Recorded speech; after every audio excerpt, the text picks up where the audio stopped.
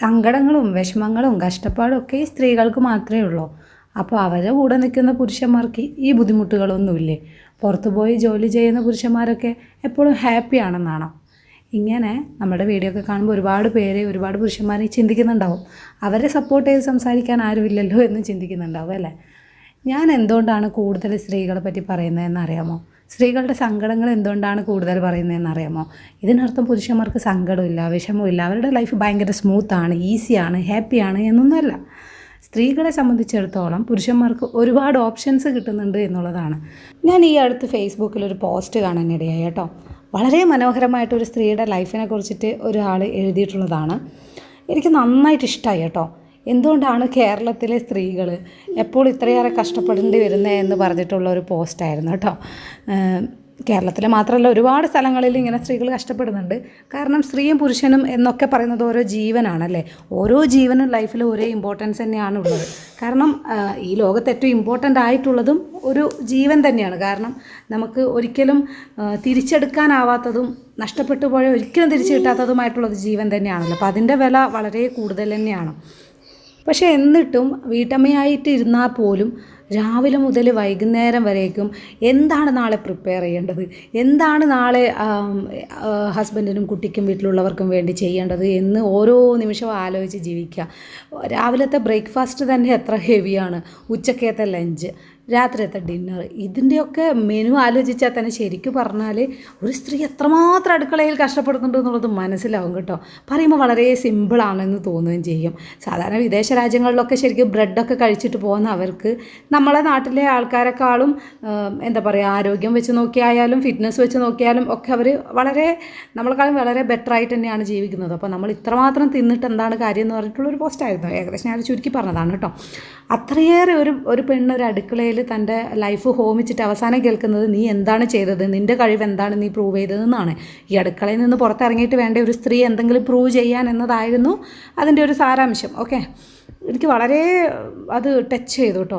ഒരുപാട് സ്ത്രീകൾ അങ്ങനെ കേൾക്കുന്നുണ്ട്, നീ എന്താണ് ഈ അടുക്കളയിൽ പണിയെടുക്കുന്നത്, നിനക്ക് എന്താണ് ഈ ഇട്ടവട്ടത്ത് പണി എന്നൊക്കെ പറഞ്ഞിട്ട്. അപ്പോൾ ഇങ്ങനെ ചിന്തിക്കുന്ന പുരുഷന്മാരോടാണ് ഞാൻ ശരിക്കും പറഞ്ഞത് കേട്ടോ. ഏതൊരു പുരുഷനും തൻ്റെ സമയം ഇങ്ങനെ പാഴാക്കി എന്ന് പറയാൻ ഒരിതില്ലല്ലോ. കാരണം അറ്റ്ലീസ്റ്റ് നിങ്ങൾ ചെയ്യുന്ന എന്തൊരു കാര്യത്തിനും നിങ്ങൾക്ക് കൂലിയെങ്കിലും കിട്ടുന്നുണ്ട്. ഒരു കൂലിയും എന്തിനൊരു നല്ല വാക്ക് പോലും കിട്ടാത്ത ഒരു ജോലി ഉണ്ടെങ്കിൽ അത് അടുക്കളപ്പണിയാണ്. അത് നിങ്ങളെക്കാളേറെ, നിങ്ങൾ ചെയ്യുന്ന ജോലിയേക്കാളേറെ കഷ്ടപ്പാടുണ്ട് താനും. എന്നാൽ മിക്ക ആൾക്കാരും അത് വീട്ടിൽ ചിലപ്പോൾ അച്ഛനായിക്കോട്ടെ, അല്ലെങ്കിൽ ആങ്ങളി ആയിക്കോട്ടെ, ചിലപ്പോൾ ഹസ്ബൻഡ് ആയിക്കോട്ടെ, ഒരു നല്ല വാക്ക് പോലും പറയാതെ എത്ര പേരുണ്ടെന്ന് അറിയാമോ? അത് കേൾക്കുമ്പം ഒരു ഭയങ്കരമായിട്ട് എനിക്കത് ടച്ച് ചെയ്തു കേട്ടോ, ആ ഒരു എഴുതിയ സംഭവം. പക്ഷേ എന്നെ സംബന്ധിച്ചിടത്തോളം തീർച്ചയായിട്ടും എൻ്റെ ഹസ്ബൻഡ് ഞാൻ ചെയ്യുന്ന കാര്യത്തിന് വളരെയേറെ എന്നെ അപ്രിഷ്യേറ്റ് ചെയ്യുന്ന ഒരാളാണ്. പക്ഷേ നമുക്ക് മറ്റൊരാളുടെ ഫീലിങ്സ് മനസ്സിലാക്കണമെങ്കിൽ നമ്മൾ ആ ഒരു സിറ്റുവേഷൻ അനുഭവിക്കണം എന്നൊന്നുമില്ല. നമുക്കത് മനസ്സിലാക്കാൻ ഇച്ചിരി നമ്മളൊന്ന് മനസ്സ് വെച്ചാൽ മതി, ആ വേറൊരാളുടെ പെയിന് മനസ്സിലാക്കണമെന്ന്. അതുകൊണ്ടാണ് ഞാൻ ശരിക്കും സ്ത്രീകളെ പറ്റിയിട്ട്, അല്ലെങ്കിൽ സ്ത്രീകളുടെ സങ്കടങ്ങളെ പറ്റിയിട്ട് കൂടുതൽ ആൾക്കാരിലേക്ക് എത്തിക്കാൻ ശ്രമിക്കുന്നത്.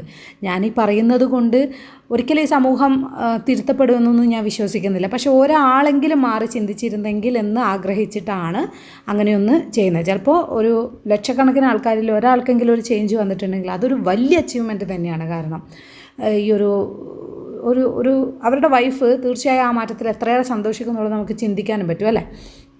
ഇതൊക്കെ കൊണ്ട് തന്നെയാണ് നമുക്ക് എന്തെങ്കിലുമൊക്കെ ചെയ്യണം. നമ്മൾ വെറുതെ വീട്ടിലിരുന്നിട്ട് ഒന്നും ചെയ്യാൻ പറ്റാതിരിക്കുന്നതിലും എത്രയോ വലിയ കാര്യമാണ് നമുക്ക് നമ്മൾ ആഗ്രഹിച്ച എന്തെങ്കിലും കാര്യങ്ങൾ ചെയ്യാന്നുള്ളത്. ഇപ്പോൾ എന്നെ സംബന്ധിച്ചിടത്തോളം പുറത്ത് പോയിട്ട് ഒന്നും ചെയ്യാൻ പറ്റുന്നൊരു സാഹചര്യം അല്ലാത്തതുകൊണ്ട് വീട്ടിനകത്തിരുന്ന് വെറുതെ എൻ്റെ സമയങ്ങൾ പാഴാക്കി എന്ന് എനിക്ക് തോന്നരുത് എന്നതുകൊണ്ടും. പക്ഷേ ഞാൻ ഒരിക്കലും പാഴാക്കിയെന്ന് എനിക്ക് തോന്നുന്നില്ല. കാരണം എൻ്റെ മോനെ നന്നായി വളർത്താൻ വേണ്ടിയിട്ടാണ് ഞാനിപ്പോൾ തൽക്കാലം ഒരു ബ്രേക്ക് എടുത്തത്. പക്ഷേ അപ്പോഴും എനിക്ക് എന്തെങ്കിലും ചെയ്യണം എന്നുള്ളത് കൊണ്ടാണ് ഇങ്ങനെ ഒരു ചാനൽ തുടങ്ങി നമ്മൾ സമൂഹത്തിനോട് എന്തെങ്കിലുമൊക്കെ പറയുന്നത്. നമ്മളുടെ ഉള്ളിലിരിക്കുന്ന, അല്ലെങ്കിൽ നമുക്ക് സംസാരിക്കാൻ പറ്റുന്ന കാര്യങ്ങൾ നമ്മൾ തീർച്ചയായിട്ടും സംസാരിക്കുന്നത്.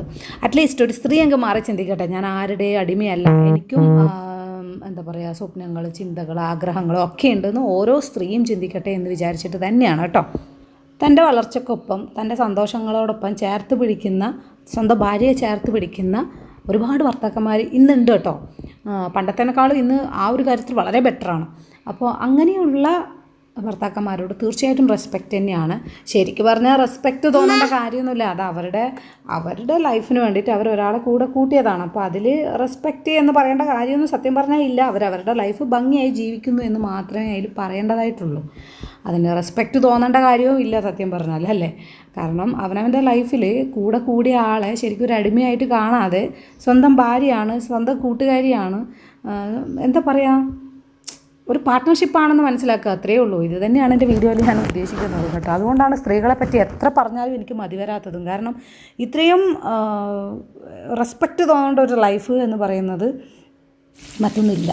ശരിക്കും ഒരു സ്ത്രീ എന്ന് പറയുന്നത് അത്രയും ബ്യൂട്ടിഫുള്ളായിട്ടുള്ളൊരു സംഭവമാണ്.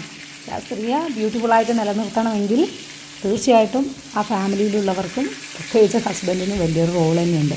നിങ്ങളുടെ വൈഫ് ഒരുപാട് വയലൻ്റാണ്, ഭയങ്കര ഷൗട്ട് ചെയ്യുന്നൊരു ക്യാരക്ടറാണെങ്കിൽ ഡെഫിനറ്റായിട്ടും നിങ്ങൾക്കും അതിലെന്തെങ്കിലും ഒരു പങ്കുണ്ടായിരിക്കും. ഇല്ല, അവൾ വളർന്നു വന്ന സാഹചര്യത്തിൻ്റെ ബുദ്ധിമുട്ടായിരിക്കും. എന്താണെന്ന് ചോദിച്ച് മനസ്സിലാക്കി കൂടെ നിർത്താൻ പഠിച്ചു കഴിഞ്ഞാൽ അടിപൊളിയാണ്. അതേപോലെ ഓരോ സ്ത്രീകളോടും പറയാനുള്ളത്, ഈ ചേർത്ത് പിടിക്കുക, തലോടുക, സമാധാനിപ്പിക്കുക എന്നൊക്കെ പറയുന്നത് സ്ത്രീകൾക്ക് മാത്രമല്ല പുരുഷന്മാർക്കും ഇതൊക്കെ ആവാം. അവർക്കൊരു മനസ്സുണ്ട്. നമ്മൾ കല്ല് പോലെയാണെന്നൊക്കെ തോന്നും. നമ്മളെപ്പോലെ എക്സ്പ്രസ് ചെയ്യുന്നില്ല എന്ന് മാത്രമേ ഉണ്ടാവുള്ളൂ. പക്ഷേ അവരുടെ മനസ്സും വളരെ സെൻസിറ്റീവായിരിക്കും. ശരിക്കും പറഞ്ഞാൽ ട്രൂ ആയിട്ട് സ്നേഹിച്ചു കഴിഞ്ഞാൽ വിടാതെ കൂടെ ചേർത്ത് പിടിക്കുന്ന ഒരു മനസ്സായിരിക്കും അവരുടേത്. അതുകൊണ്ട് അവരെയും നമ്മൾ ചേർത്ത് പിടിക്കാൻ പഠിച്ചു കഴിഞ്ഞാൽ അടിപൊളിയായിരിക്കും കേട്ടോ. 24 മണിക്കൂറും വീട്ടിലിരുന്ന ഒന്നല്ലെങ്കിൽ ഒന്ന് വേറോരോ പണികൾ ഇങ്ങനെ കണ്ടുപിടിച്ചുകൊണ്ടിരിക്കുന്ന ആൾക്കാരാണ് സ്ത്രീകളല്ലേ. എനിക്ക് പലപ്പോഴും തോന്നിയിട്ടുണ്ട് കേട്ടോ. വീട്ടിൽ എന്തെങ്കിലും ഒരു ജോലി കഴിഞ്ഞ് ഒരു മിനിറ്റ് ഇരിക്കുക എന്ന് പലപ്പോഴും ചിന്തിച്ചിട്ടില്ല. ഒന്ന് കഴിയുമ്പോൾ അടുത്ത ജോലി എന്തെങ്കിലും ചെയ്യാലോ എന്ന് തന്നെയാണ് ചിന്തിച്ചുകൊണ്ടിരിക്കുക. കാരണം അത് നമുക്ക് ഭയങ്കര റിലാക്സേഷൻ തരുന്ന ഒരു കാര്യമാണ്. നമ്മളത് ചിലപ്പോൾ അത് പെട്ടെന്ന് ഓരോ കാര്യങ്ങളോട് നമുക്ക് അഡ്ജസ്റ്റ് ചെയ്യാനായിട്ട് പറ്റും. അതൊരു ഓരോ സ്ത്രീകളിലും ഉള്ള ഒരു ഭയങ്കരമായിട്ടുള്ളൊരു കഴിവാണ്. പക്ഷേ അത് ദുരുപയോഗം ചെയ്യാതിരിക്കുക എന്നുള്ളതാണ്. സാക്രിഫൈസ് എന്നുള്ളത് അവിടെ വരരുത്. എന്ത് ചെയ്യുമ്പോഴും നമുക്കതിൽ സന്തോഷം ഉണ്ടാവണം, സമാധാനം ഉണ്ടാവണം, നമ്മൾ അതിലുണ്ടായിരിക്കണം. അല്ലാതെ നമ്മൾ ജീവിച്ചു, നമ്മൾ മരിച്ചു എന്നത് അടുക്കള മാത്രം അറിഞ്ഞാൽ പോരല്ലോ. അടുക്കള മാത്രം അറിയുക എന്ന് ഉദ്ദേശിച്ചത് മറ്റുള്ളവർക്ക് ആ ഒരു ഇമ്പോർട്ടൻസ് തീർച്ചയായിട്ടും മനസ്സിലാക്കിപ്പിക്കണം എന്നുള്ള കാര്യം തന്നെയാണ്. അത് കൂടെയുള്ളവർ മനസ്സിലാക്കാനും ശ്രമിക്കണം. പ്രത്യേകിച്ച് കുട്ടികൾ. ഹസ്ബൻഡ് നമുക്ക് റെസ്പെക്റ്റ് ചെയ്യുന്നില്ല, തീർച്ചയായിട്ടും അത് കണ്ടു വളരുന്ന കുട്ടികളും അത് തരാനുള്ള ചാൻസ് വളരെ കുറവാണ്. അതുകൊണ്ട് കുട്ടികളിൽ അത് മനസ്സിലാക്കി കൊടുക്കാനായിട്ട് ഓരോ അച്ഛന്മാരും ശ്രമിക്കേണ്ടത് തന്നെയാണ് കേട്ടോ. പിന്നത്തത് ഇത്രയാണ് എനിക്ക് പറയാനുള്ളത്. ഞാൻ പറയുന്ന കാര്യങ്ങളിൽ നിങ്ങൾക്ക് എന്തെങ്കിലും എതിർപ്പുണ്ടെങ്കിൽ തീർച്ചയായിട്ടും പറയാം കേട്ടോ. അത് നമുക്ക് തിരുത്താനും ചിലപ്പോൾ എൻ്റെ ചിന്താഗതികളെല്ലാം കറക്റ്റായിക്കൊള്ളണമെന്നില്ല. നമുക്കൊന്ന് മാറി ചിന്തിക്കാനും ചിലപ്പോൾ അത് സഹായിക്കും. പക്ഷേ സ്വാതന്ത്ര്യം എന്നുള്ളതിന് എന്തായാലും ഓരോ പെണ്ണിനും ഓരോ പുരുഷനും ഈക്വലായിട്ടുള്ള റൈറ്റ്സ് ഉണ്ട് എന്ന് തന്നെയാണ് ഞാൻ വിശ്വസിക്കുന്നത്. അതിന് ആരെന്ത് തർക്കിച്ചാലും അത് മാറ്റി ചിന്തിക്കാൻ ഞാൻ റെഡി അല്ലാതാനും. കാരണം സ്വാതന്ത്ര്യം എന്ന് പറയുന്ന ആരും തരേണ്ടതൊന്നുമല്ല. എന്നെ തന്നിട്ടില്ലെങ്കിൽ നമുക്കത് എടുക്കാവുന്നതാണ്. ഇനി സ്വാതന്ത്ര്യമൊന്നും ഇല്ലാതെ ഒരു അടിമയെ പോലെ വീട്ടിൽ കഴിയാനാണെങ്കിൽ ശരിക്കും ആ ഒരു ലൈഫ് കണ്ടിന്യൂ ചെയ്യണോ വേണ്ടയോ എന്ന് ഏതൊരു സ്ത്രീക്കും തീർച്ചയായിട്ടും ചിന്തിക്കാവുന്നതാണ്. എന്ന് വിചാരിച്ച് അഡ്ജസ്റ്റ്മെൻറ്റ് വേണ്ടെന്നല്ല, അഡ്ജസ്റ്റ്മെൻറ്റ് വേണം. സ്നേഹമുള്ളിടത്ത് അഡ്ജസ്റ്റ്മെൻറ്റുകൾ തീർച്ചയായിട്ടും ഉണ്ടാവും. പക്ഷേ അഡ്ജസ്റ്റ്മെൻറ്റ് ഇല്ല എന്നൊന്നും നമുക്ക് പറയാൻ പറ്റില്ല. പക്ഷേ നമുക്കൊരു അഡ്ജസ്റ്റ്മെൻ്റ് ആയിട്ട് ചിലപ്പോൾ തോന്നില്ല. സ്നേഹവും കെയറും പരസ്പര ബഹുമാനവും റെസ്പെക്റ്റും ഒക്കെ ഉണ്ടാകുമ്പോൾ അത് നമുക്കങ്ങനെ തോന്നില്ല. അതത്രയേ ഉള്ളൂ. ജീവിതം അങ്ങനെയാണ്. ജീവിതം എന്ന് പറയുന്നത് നമ്മൾ വിചാരിച്ച പോലെ പോകണമെന്നില്ല. പക്ഷേ എല്ലാം നമുക്ക് എന്താ പറയുക, നമ്മൾ ആഗ്രഹിച്ചതുപോലെ നമുക്ക് മാറ്റിയെടുക്കാനായിട്ട് നമുക്ക് തീർച്ചയായിട്ടും പറ്റും. നമുക്കെല്ലാവർക്കും അതിൻ്റെ കഴിവുണ്ട്. അപ്പോൾ എൻ്റെ ഇന്നത്തെ വീഡിയോ ഇത്രയേ ഉള്ളൂ. വീഡിയോ ഇഷ്ടമായാൽ നിങ്ങൾ ലൈക്ക് ചെയ്യാനും ഷെയർ ചെയ്യാനും മറക്കരുത്, സബ്സ്ക്രൈബ് ചെയ്യാനും മറക്കരുത് കേട്ടോ. അപ്പോൾ ബൈ.